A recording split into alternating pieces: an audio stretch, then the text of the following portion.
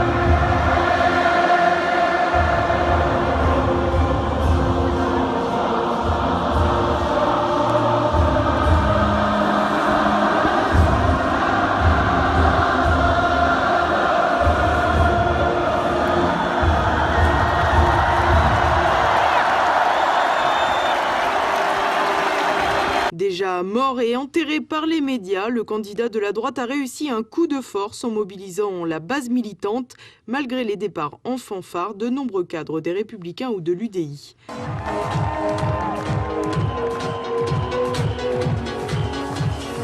Ils pensent que je suis seul.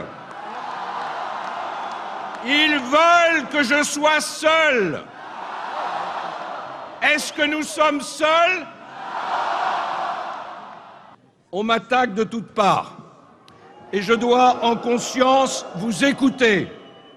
Je dois écouter cette foule immense qui me pousse vers l'avant. Mais je dois aussi m'interroger sur ceux qui doutent et qui fuient le navire.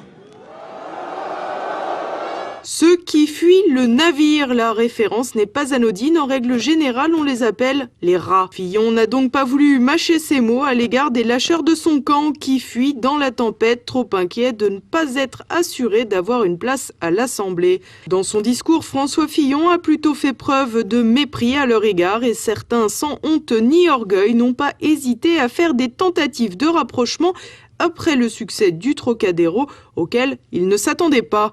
Toutefois, rien ne semble indiquer que Fillon passera l'éponge. Malgré la réussite du rassemblement, la presse n'a pas cessé d'alimenter des rumeurs de plan B ou de nouveaux bouleversements, allant parfois jusqu'à postuler que le Trocadéro était une manière de partir en beauté pour le gagnant de la primaire de la droite.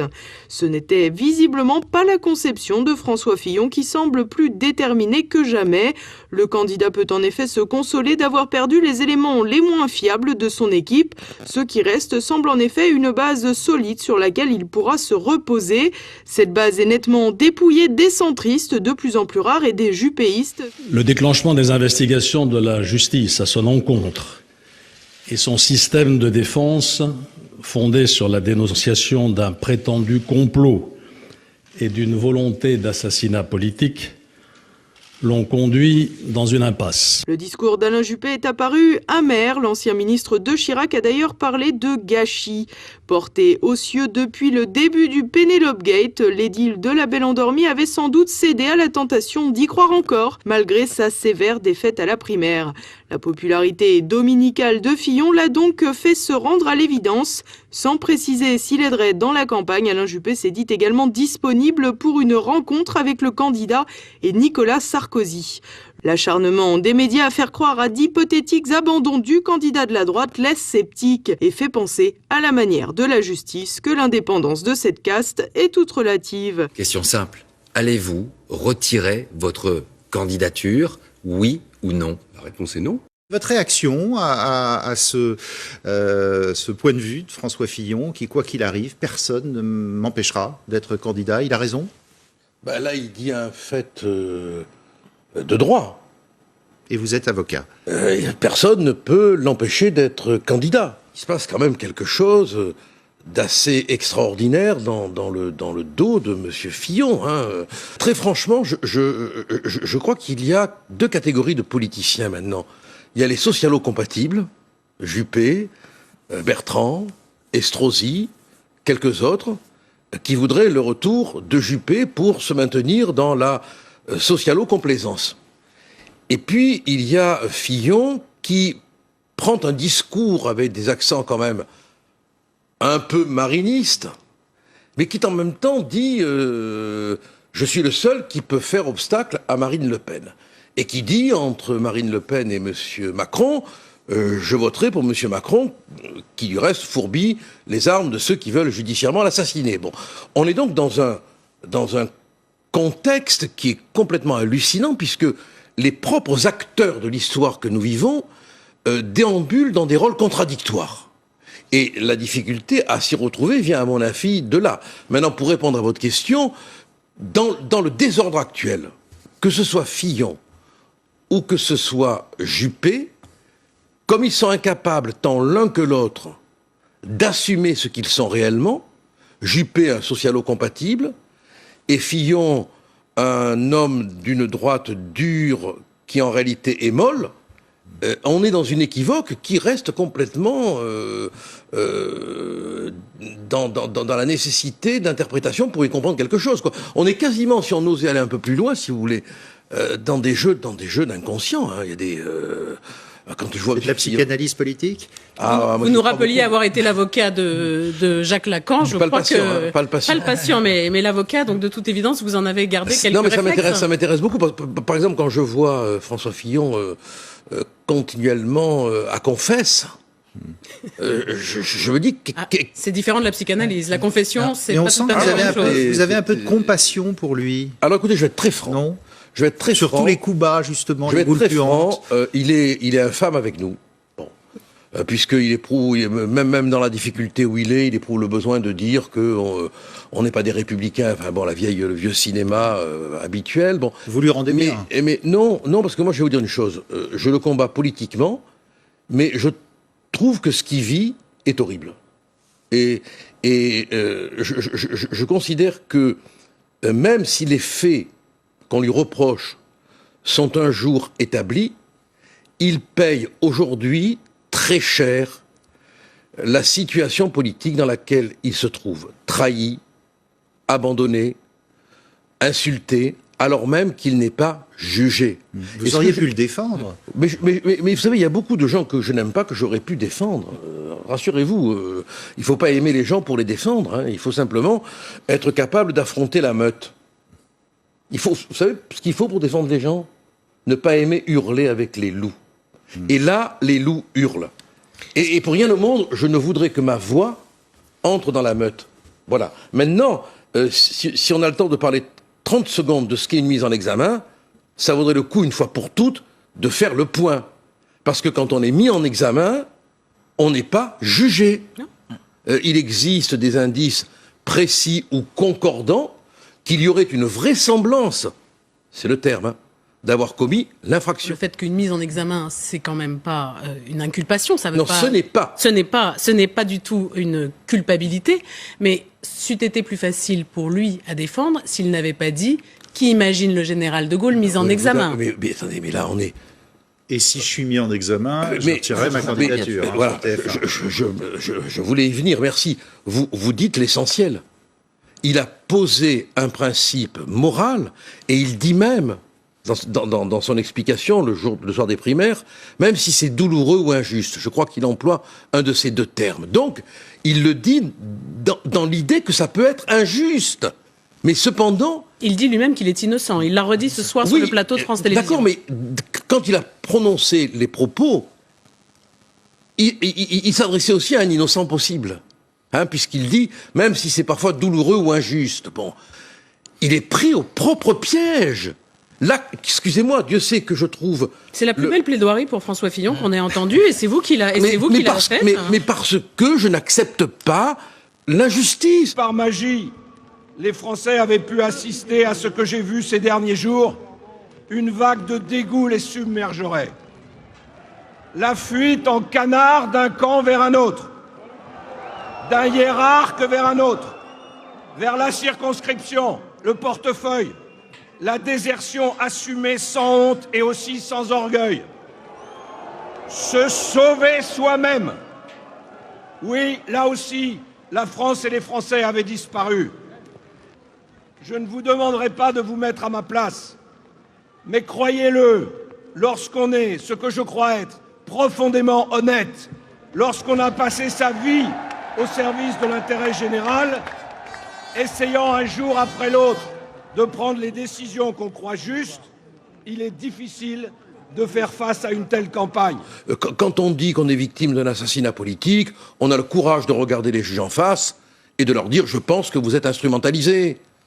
Moi, c'est ce que je ferais si j'étais amené à tenir les propos qu'il avait tenus. Quant à Marine, elle demande, et elle a raison, que les juges respectent la loi. C'est-à-dire qu'ils demandent la levée de son immunité. En ne le faisant pas, ils commettent, à mon avis, une faute juridique. Parce qu'ils viennent, même s'ils ne la convoquent que pour la mise en examen, ils en viennent peut-être à violer l'immunité. Et c'est pas dit que ça n'aura pas, dans les jours qui viennent, des conséquences juridiques inattendues. Donc Marine Le Pen a le droit, parce que c'est son droit, d'exiger que nos juges respectent la loi, c'est-à-dire l'immunité, qui n'est pas la propriété du parlementaire, je le rappelle. C'est la propriété du Parlement, et ce, depuis Mirabeau. C'est pas d'aujourd'hui, c'est pas un cadeau récent. Ça remonte quand même à la Révolution française pour éviter que le parlementaire soit victime de persécutions judiciaires instrumentalisées par le pouvoir politique. Sur ce même plateau, hier soir, Valéran de Saint-Just, trésorier du Front National, était à votre place et disait « Il y a un complot derrière tout ça, derrière toutes ces affaires judiciaires. Il y a des officines qui tirent les ficelles. » D'accord avec ça, toujours ? Bon, j'ai lu quelque part que M. Gély était à la tête d'un cabinet noir. Je crois même qu'un livre a été publié là-dessus. Je trouve scandaleux, et du reste, si on arrive au pouvoir, on y remédiera, que des magistrats puissent passer par des ministères pour ensuite, après, rejoindre des juridictions. Parce que la justice, elle n'est pas de parti pris, là, elle tape aussi bien sur Marine Le Pen que sur François Fillon. Hein. Ah oui, comme par hasard, elle tape sur... Et elle avait tapé sur Jérôme Cahuzac ou sur d'autres. Jérôme Cahuzac, comment aurait-elle pu faire pour ne pas taper sur lui ? Il y avait un enregistrement téléphonique. On pourrait vous rendre la politesse sur Marine Le Pen ou sur François Fillon. Le seul sur lequel elle ne tape pas, c'est M. Macron. Mais peut-être qu'il n'a rien à se reprocher. Ah bon, vous n'avez pas lu l'article du Canard enchaîné sur sa déclaration à l'autorité de la haute transparence ? Vous n'avez pas lu les articles concernant les frais de bouche, moins 1,9, qu'on peut déduire pendant sa présence au ministère de l'économie, 80% de son budget en quelques mois. Bon, donc vous n'êtes pas étonné par la présence d'un attaché parlementaire qui dirige les jeunes pour Macron et qui est payé par un parlementaire. Monsieur Collard, si on vous comprend bien, tout le complot, c'est pour faire élire Emmanuel Macron à la présidence de la République ? Non, mais écoutez, les juges, les médias, il y a un immense complot. Soyez gentil, je ne cherche pas à vous faire passer pour une imbécile. Merci beaucoup, cherchez pas à me faire merci. Vous n'allez quand même pas me dire que la tâche serait facile. De me faire passer pour une imbécile ? Ah, absolument, c'est un peu plus compliqué que ça, oui. Ah bon. Alors donc, n'essayez pas non plus, je n'ai pas dit ça. Je dis simplement qu'il y a des indices précis ou concordants qu'il existe une vraisemblance de manipulation. Voilà ce que je dis. Et par qui ? Et par le pouvoir en place, par M. Hollande. Quand même, trouvez-vous normal qui est le conseiller juridique de M. Hollande, le conseiller aux affaires juridiques de M. Hollande ? Je vous pose la question. Qui fasse quoi ? Non mais, est-ce que vous le savez ? Ça a beaucoup changé au Non mais la dernière. Alors, non. Eh bien, c'est l'ancienne numéro 3 du parquet financier. Bon, alors on va me dire, mais que vous pensez mal, que vous êtes méchant. Oui, mais surtout si on regarde les relations qu'elle peut avoir. Bon, quand M. Gély, par exemple, est nommé procureur à Nanterre, en remplacement de M. Courroy, du reste, qui prouve que des deux côtés, on sait utiliser les procureurs, hein, et qu'après il devient directeur des affaires criminelles et des grâces, et puis que maintenant il occupe un poste, je ne sais plus lequel, et qu'il est l'ami de camarades de régiment de M. Hollande, indice précis ou concordant. Voilà. C'est comme ça qu'on travaille quand on fait une enquête. Mais normalement, vous, les journalistes qui animez le débat, qui êtes devenus le forum démocratique, vous devriez vous lamenter. Mais nous lamentons. On ne peut pas discuter d'une idée, on ne peut pas aborder une question fondamentale. Tout ce dont on entend parler, c'est de la mise en examen de M. Fillon et éventuellement la mise en examen de Marine. Bon, on ne parle plus de politique. On n'a qu'à regarder, faites entrer l'accusé, et puis voilà, ça remplacera la vie politique. Hein. Merci à Gilbert Collard, député Front National du Gard, et on va continuer de parler politique. Au premier tour 2002, celui qui arrive en tête, c'est Chirac. Dans les sondages. Oui, au premier tour, il est arrivé aussi. Oui. Il a gagné. Oui. En 2007, celui qui arrive en tête au premier tour, c'est Nicolas Sarkozy. Oui. Il a gagné. D'accord ? Au premier tour 2012, celui qui est arrivé en tête, c'est François Hollande. Oui. Il a gagné. Celui qui va arriver en tête, je pas Madame Irma, mais selon les sondages, c'est Marine Le Pen avec 27%. A priori, elle va gagner. Et c'est ça qui terrorise le système.